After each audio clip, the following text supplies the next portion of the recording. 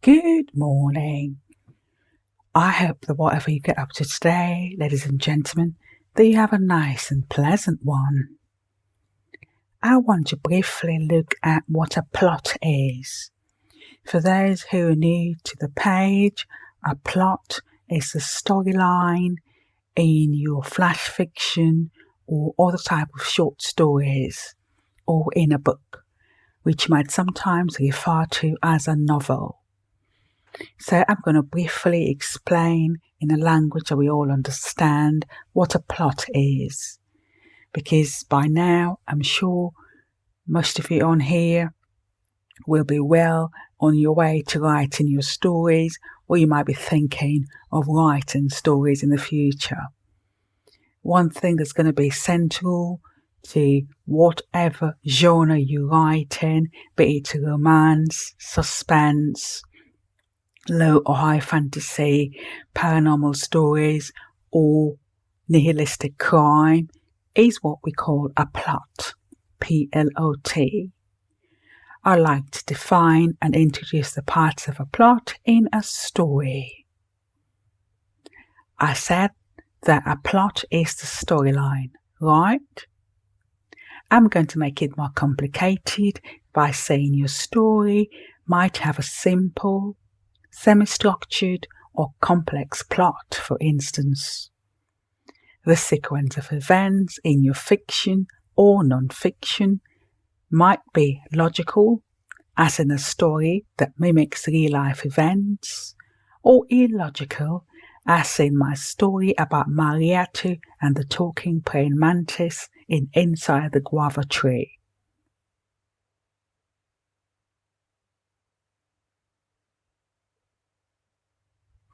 A good plot has an exposition, what you might know as an introduction.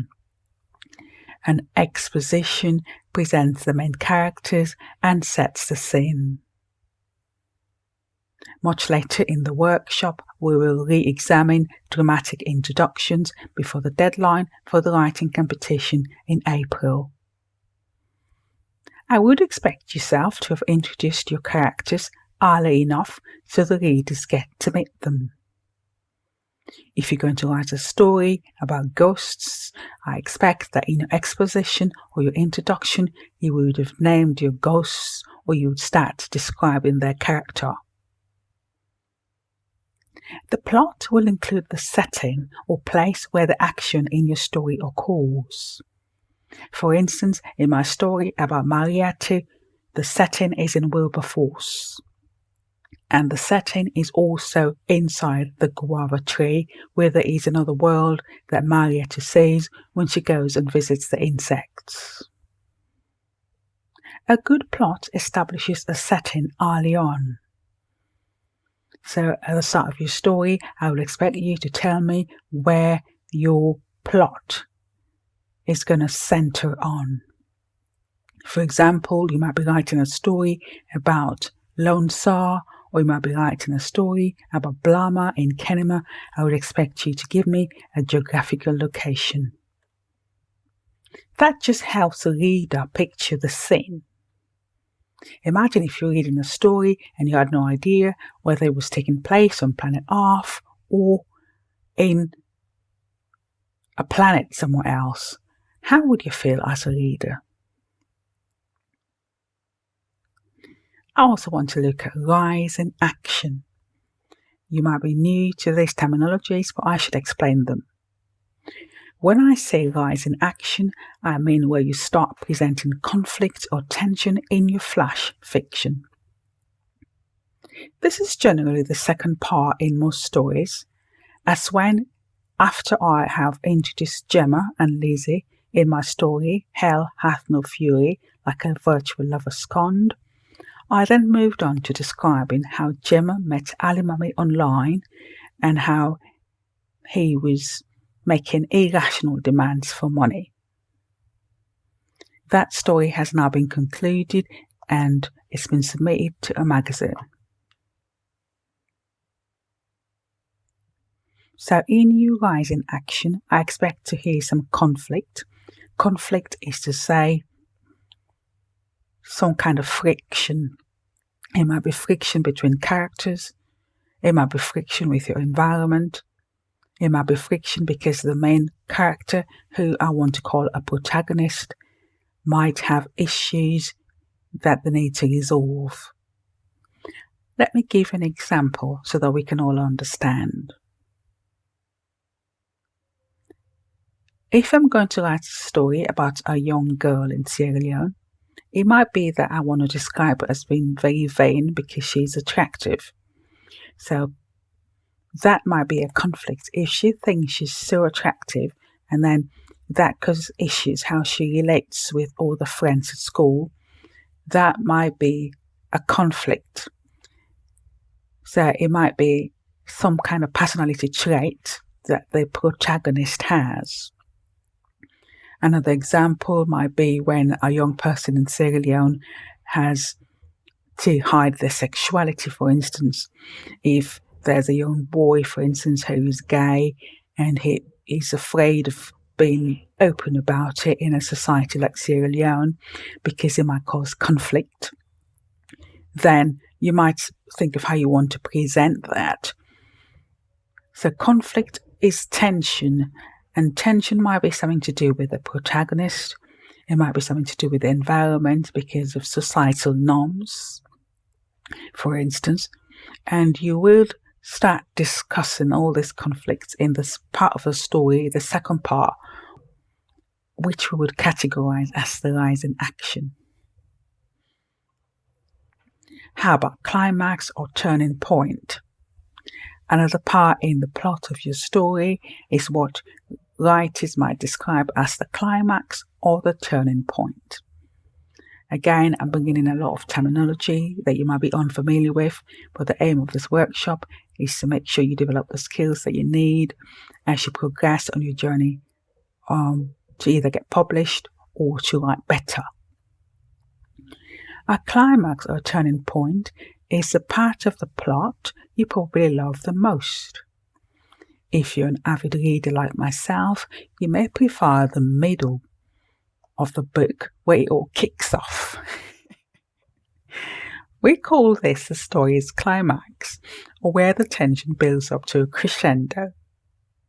If you like watching films, for instance, this is where you have all the action going off.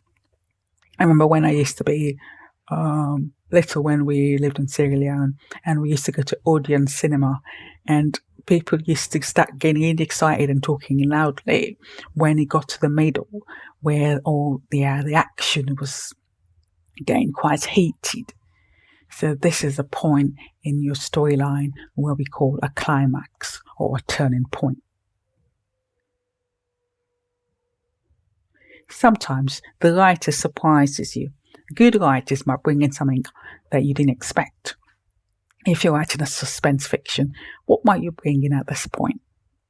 If you're writing a horror story, how might you conceptualize or describe events to make them more intriguing?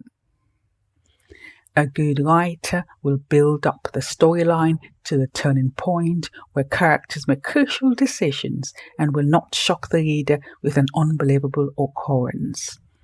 So I refer to the plot as the foundation, the building block. So if you don't have a good plot, I don't know how many of you are builders here or work in the construction industry.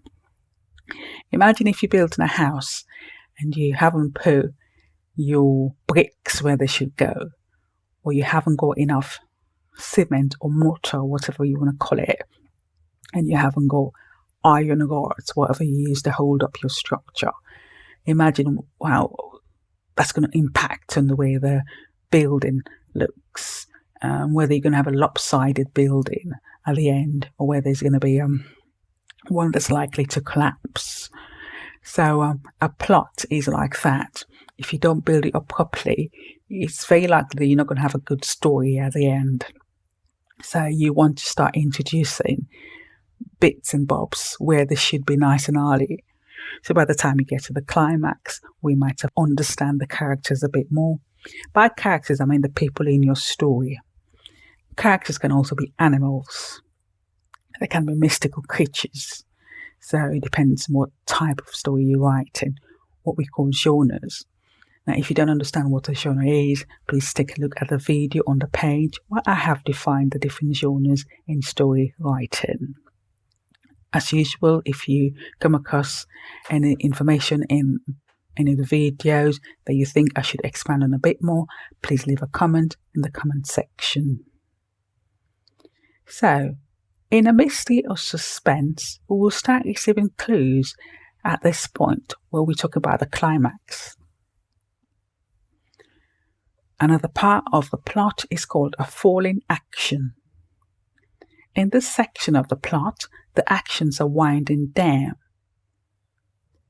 Conflict may start to ease, or characters might have evolved or changed or died, etc. In Out of the Slums came poetry, which is now unpublished. The last story presents a transformed Yusuf Kamara, who at that point had been released from Edinburgh prison and is being held by Way Out Charity to write poetry. So that's the falling action. So that's the last story in the book. Resolution, or I can't say the word, Denouement. It's got a French word, isn't it? I can't say it, please excuse me. My French is sort of like basic. I'm just going to call it the resolution. We all like a nice conclusion, don't we? In a book I enjoyed, I like to say to myself, I told you this will happen. Oh, I knew he was the killer all along, if it was a murder mystery or crime fiction, excuse me. So when we get to the resolution, where you're tying up all loose ends, this is where you're going to start unraveling mysteries. If it was a mystery or crime fiction. If it's a romance fiction, maybe this is where the characters either get together or they're divorced. Or, if it's a paranormal story, maybe we start like seeing how the two different worlds collide. For instance, if you have, like in my story, Inside the Guava Tree, where I have Marietta that lives in the real world in Wilberforce, and then Marietta goes and visits the praying mantis in the tree, in the guava tree in a compound.